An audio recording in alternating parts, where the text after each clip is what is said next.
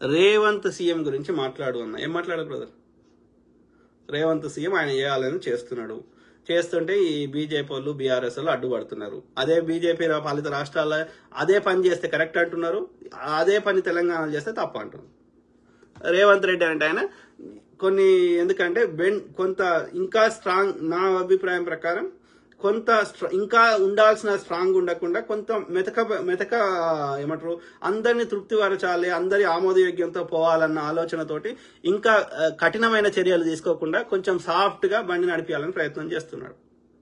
ఇవాళ చూడు హెచ్సిఏ భూముల గురించి ఏది వాళ్ళు విద్యార్థులను తప్పుదోవ పట్టించి అన్ని చేస్తే ఇప్పుడు మల్లన్న సాగర్ కింద అట్లా గొడవ చేస్తే ఏం చేసిండు కేసీఆర్? పోలీసులను పెట్టిండు, అర్ధరాత్రి అందరిని అరెస్ట్ చేసిండు, ఇంకోటి చేసిండు. రేవంత్ రెడ్డి ఏం చేస్తుండే? కమిటీ చేస్తా, ఇంకోటి చేస్తా, వాళ్ళతో మాట్లాడితే ఎందుకో ఏమవసరం? వాళ్ళు చట్ట ప్రకారం ఏమంటే చర్యలు తీసుకో.